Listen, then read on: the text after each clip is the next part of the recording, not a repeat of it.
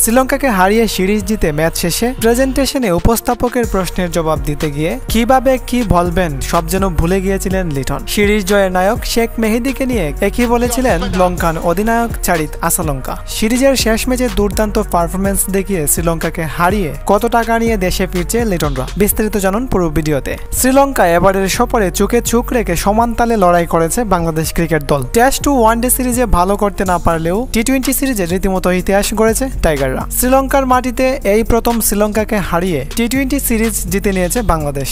টি-20 সিরিজের শেষ ম্যাচে খেলার সুযোগ পেয়ে বল হাতে রীতিমতো ম্যাজিক দেখিয়েছেন শেখ মেহেদী। 4 ওভার বল করে মাত্র 11 রান দিয়ে আন্তর্জাতিক টি-20তে আজ নিজের ক্যারিয়ারের সবচেয়ে সেরা বোলিংটাই করেছেন মেহেদী হাসান। আর ব্যাট হাতে শ্রীলঙ্কার দেয়া 132 রান টপকাতে লিটন দাস, তৌহিদ হৃদয়, তানজিদ তামিম করেছেন অবিশ্বাস্য ব্যাটিং। মাত্র 47 বলে একটি বাউন্ডারি ও 6টি বিশাল 6 মেরে আন্তর্জাতিক টি-20তে নিজের সর্বোচ্চ অপরাজিত 73 রানের দুর্দান্ত ইনিংস খেলেছিলেন তামিম।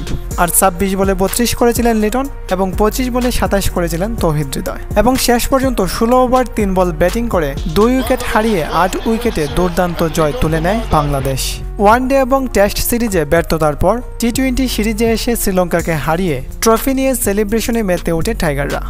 এদিকে ম্যাচ জয়ের পর ম্যাচ শেষে উপস্থাপকের প্রশ্নের উত্তর দিতে গিয়ে রীতিমতো আবেগে আপ্লুত হয়ে পড়েছিলেন লিটন দাস।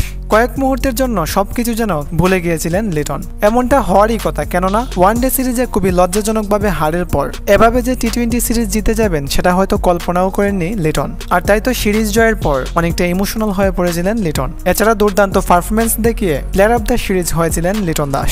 শ্রীলঙ্কাকে হারিয়ে সিরিজ জিতে প্রায় 70 থেকে 80 লাখ টাকা নিয়ে দেশে ফিরছেন লিটনরা। তাছাড়া সিরিজ জয়ের জন্য বিসিবি থেকে আরও 50 থেকে 60 লাখ টাকা পাবে লিটনরা।